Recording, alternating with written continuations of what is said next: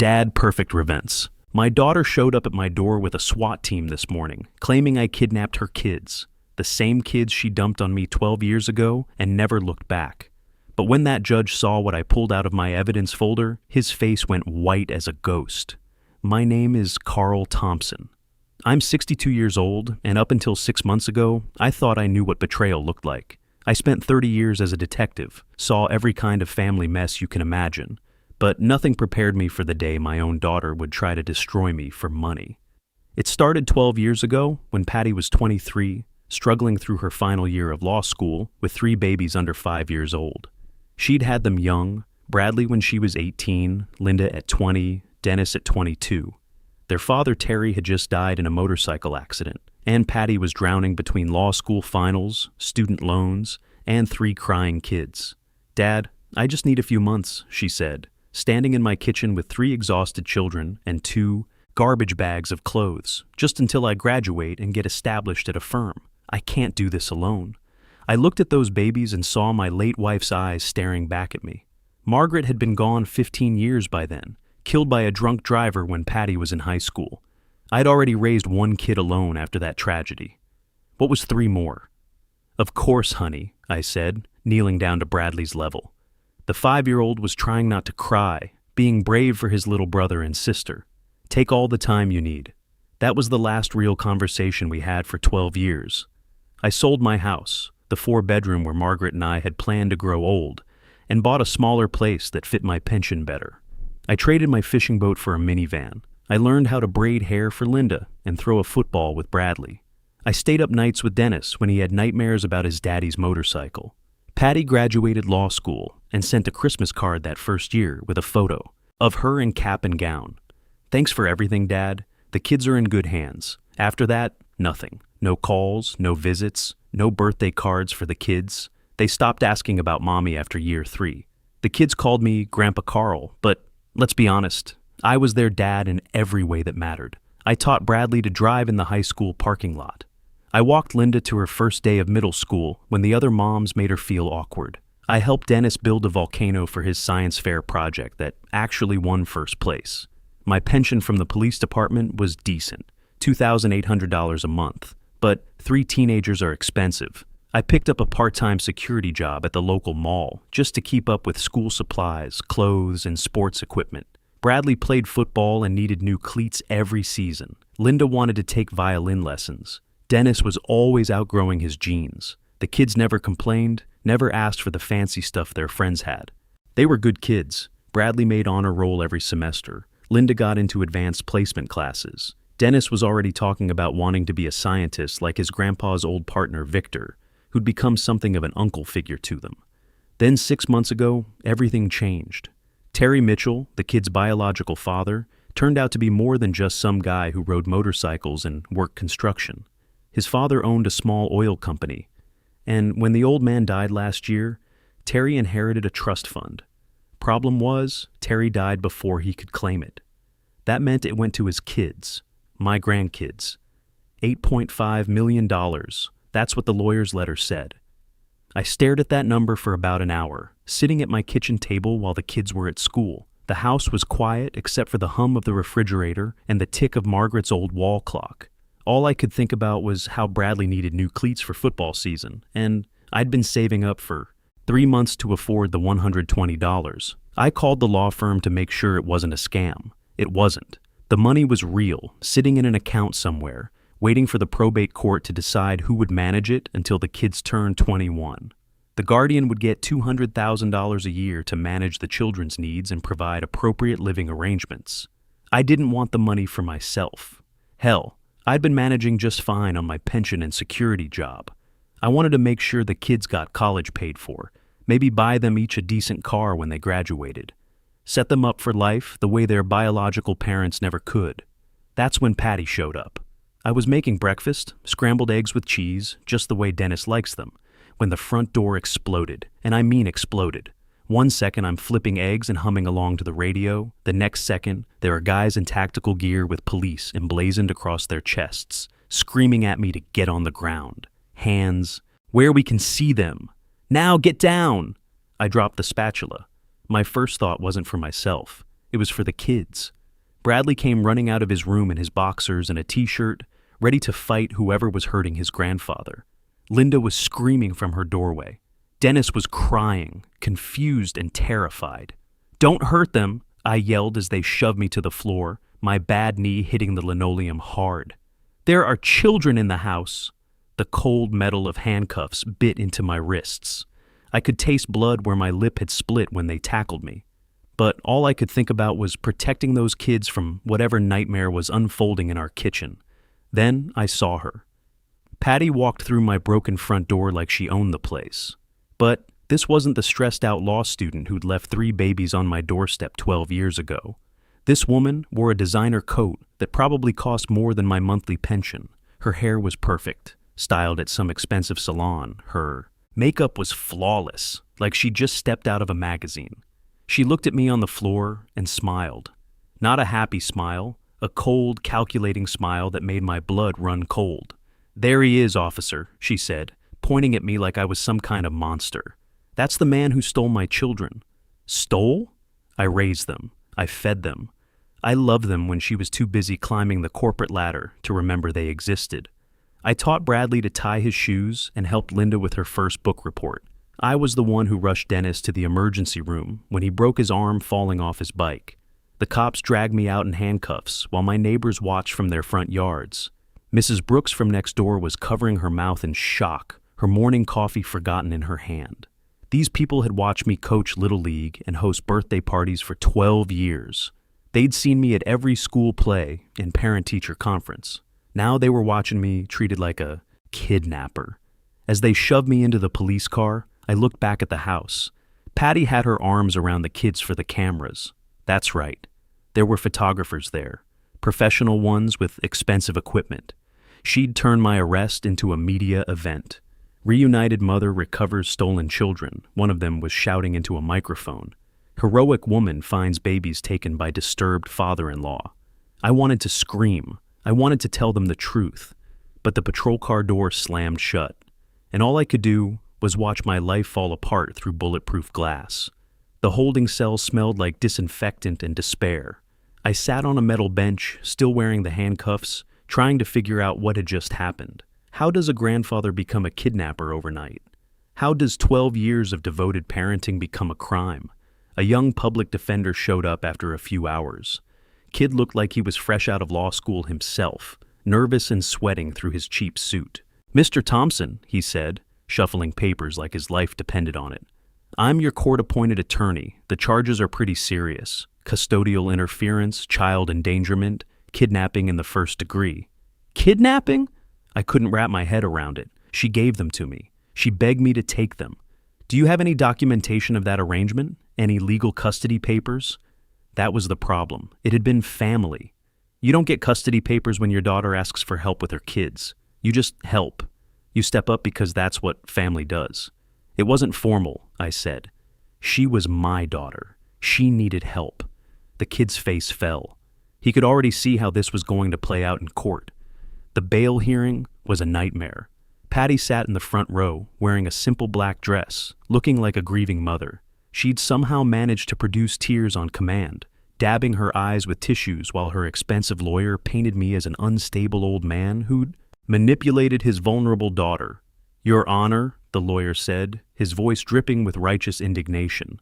"My client was barely more than a child herself when Mr. Thompson convinced her to abandon her parental responsibilities.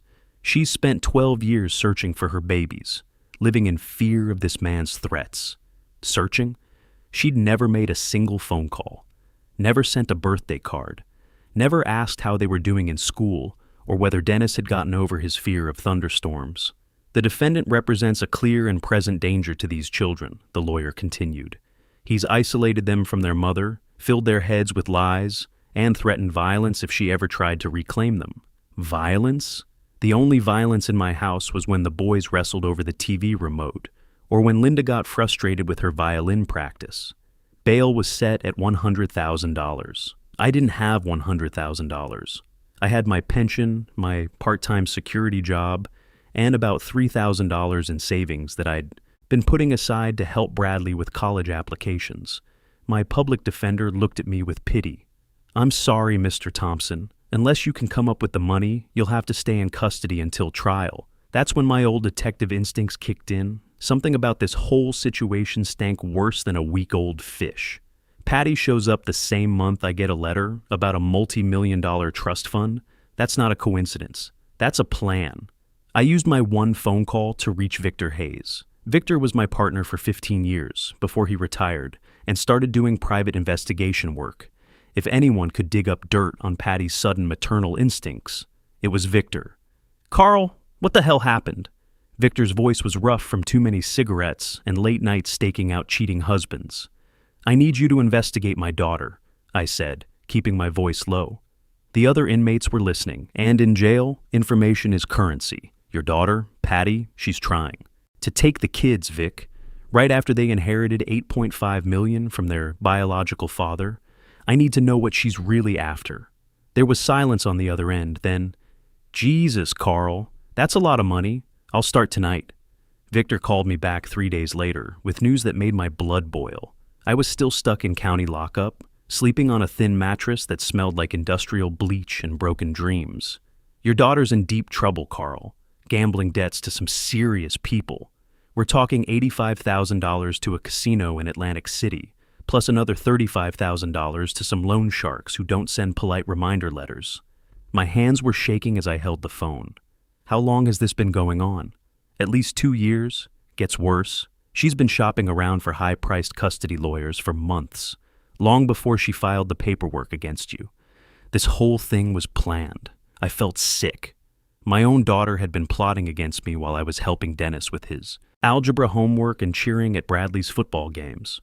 "There's more," Victor continued. "I got access to some phone records. She's been in contact with that trust fund lawyer since February.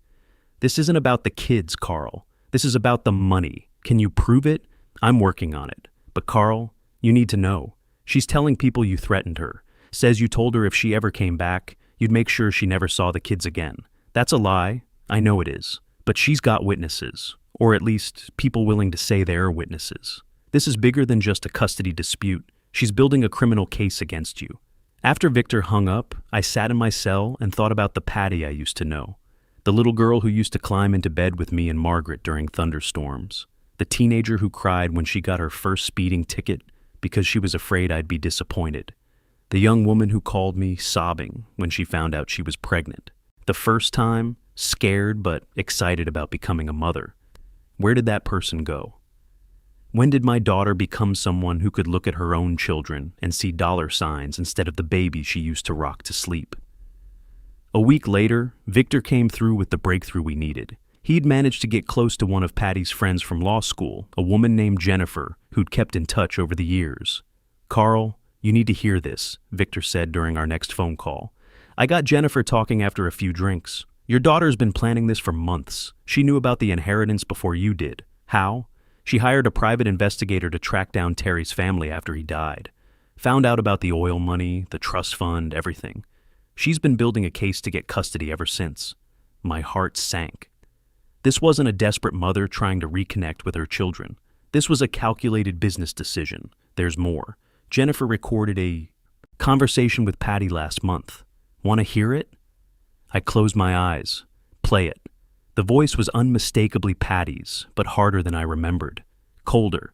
"When do I get access to the money? I can't keep dodging these creditors much longer. They're starting to make threats." Another voice. Male. Probably her lawyer. "As soon as you have legal custody and the court approves the guardianship arrangement. $200,000 a year management fee, plus full discretionary access for the children's educational and living expenses." Good. Because I hate pretending to care about those kids. They don't even remember me. They look at me like I'm a stranger, which I guess I am. But they're my ticket out of this mess. I felt like someone had punched me in the gut. Those kids she was calling her ticket. I'd been to every parent-teacher conference, every doctor's appointment, every school play for 12 years. I'd held them when they were sick and cheered when they succeeded. The old man's going to fight. This, Patty's voice continued on the recording. Not for long. We've got enough dirt to bury him. The kidnapping charges, the witness statements about his threats. By the time we're done, he'll be lucky if he doesn't spend the rest of his life in prison. Victor stopped the recording. "Carl, She's planning to destroy you completely. This isn't just about getting custody. She wants to make sure you can never challenge her again. Can we use this recording in court? It's admissible. Jennifer was party to the conversation, so no wiretapping laws were broken. But Carl, you need a real lawyer, not some overworked public defender. You need someone who can fight back. I can't afford a real lawyer, Vic. Maybe you can't, but I know someone who might be interested in this case. Someone who hates seeing good people get screwed by the system. That lawyer turned out to be Patricia Martinez, a family court specialist who'd built her reputation defending grandparents' rights. She took one look at Victor's evidence and agreed to represent me pro bono. This is exactly the kind of case I got into law to fight, she said during our first meeting in the county jail conference room.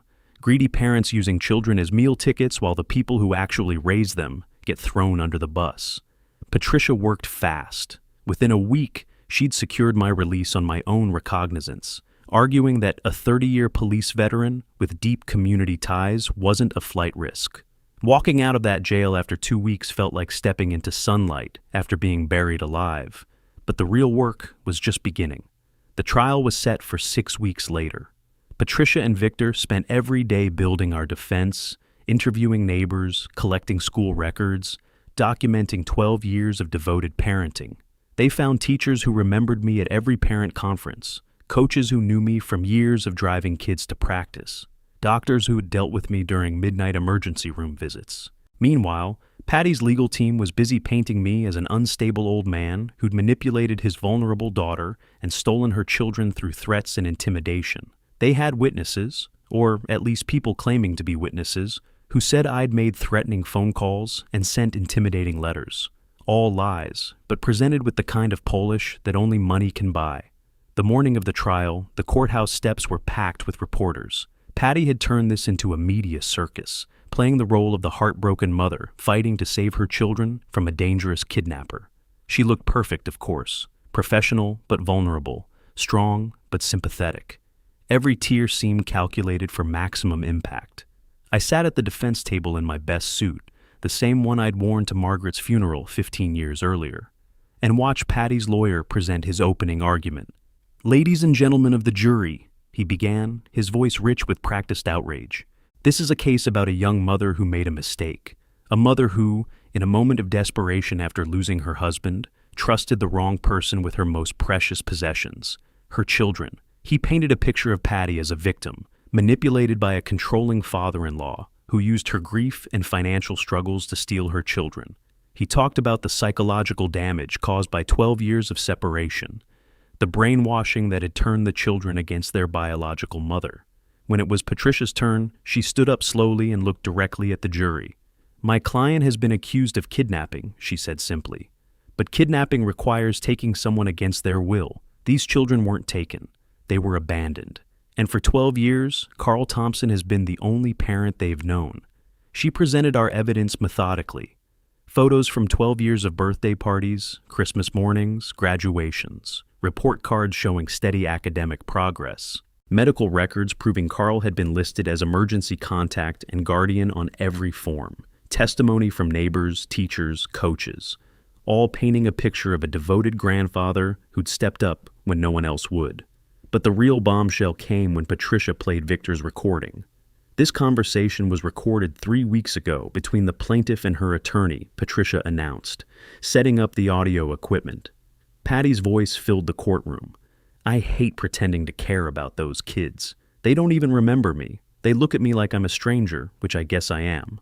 But they're my ticket out of this mess." The jury's faces changed. You could see it happening in real time. The shift from sympathy to disgust.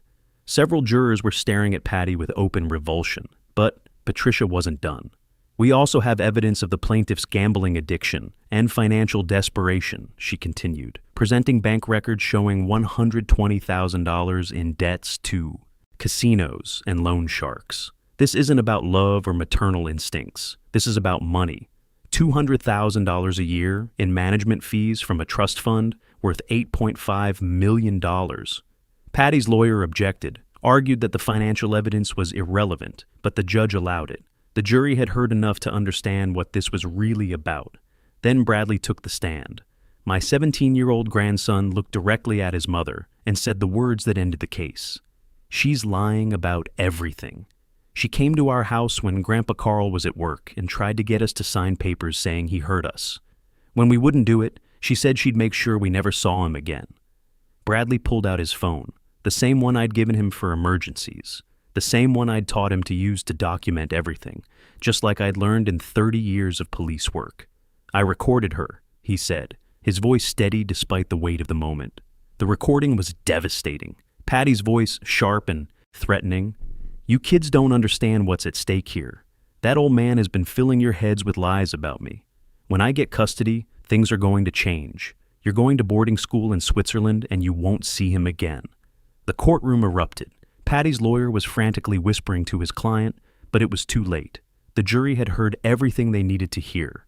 Judge Martinez, no relation to my lawyer, listened to the entire recording twice. When it finished, he was quiet for a long moment, studying the custody papers on his desk. "Ms. Thompson," he finally said, his voice heavy with disgust, "I've been on this bench for 18 years. I've seen parents fight over custody for all kinds of reasons. But I've never seen someone abandon their children for 12 years and then return only when those children became worth millions of dollars." He looked at the papers again, then at Patty, then at me. "Petition denied. Full custody is permanently awarded to Carl Thompson. Furthermore, Ms. Thompson, you are hereby barred from any contact with these children until they reach age 18 and can decide for themselves whether they want a relationship with you." Patty screamed. Not a sad cry or a disappointed sob, but a rage-filled shriek that echoed off the courtroom walls. "You can't do this. That money belongs to me. I'm their mother." "You're their biological mother," the judge corrected coldly. "Mr. Thompson is their father in every way that matters. These children will be far better off without your influence in their lives." Security had to drag her out, still screaming about the money she'd never get. 3 months later, I'm sitting around a campfire in Yellowstone National Park, watching Bradley teach Dennis how to properly roast a marshmallow while Linda reads a book by firelight. We're 2 weeks into a month-long road trip across the country in a comfortable RV that we bought with a small portion of the trust fund money, not because we needed it, but because we finally could. The kids are thriving. Bradley's been accepted to 3 good colleges with academic scholarships. Linda's talking about becoming a veterinarian. Dennis still wants to be a scientist, inspired by Uncle Victor's detective work. The trust fund is managed by a conservative investment firm now, safely locked away until each child turns 21. They'll have their educations paid for, money for houses when they're older, a real foundation for their adult lives. That's what their father Terry would have wanted. Patty, last I heard, she'd moved back in with her mother after declaring bankruptcy. Her law firm let her go when the gambling debts and court case became public. The loan sharks are still looking for her, but that's not my problem anymore. She calls sometimes, the kids' phones, my phone, even trying to reach them through school. But they don't want to talk to her. Can't say I blame them. She had 12 years to be their mother. She chose money and career instead. Now she gets to live with that choice. People ask me if I'm bitter about those 12 years, raising kids who weren't technically mine, spending money I didn't really have, giving up the quiet retirement I'd planned. I tell them they're missing the point entirely. Those kids weren't technically mine, but they became mine in every way that counted. Biology is just genetics. Family is choice, commitment, showing up every single day even when it's hard. I didn't lose 12 years of my life. I gained 3 children who loved me enough to fight for me, even when the whole world was watching and the legal system was stacked against us. That's worth more than all the oil money in Texas. As I watch my grandkids plan tomorrow's hike around this campfire, I know I made the right choice all those years ago. I'd make it again in a heartbeat. Because real family isn't about who gave birth to you. It's about who stays when times get tough. It's about who sacrifices for you, without being asked. It's about who loves you not, because they have to, but because they choose to, every single day. Blood may be thicker than water, but loyalty, real loyalty, is thicker than both. Sometimes the people who hurt you most are the ones who share your DNA, but the people who heal you are the ones who choose to stay when everyone else walks away. I learned that being a father isn't about biology or legal papers. It's about showing up every day for 12 years when nobody's watching, nobody's keeping score, and nobody's paying you to care.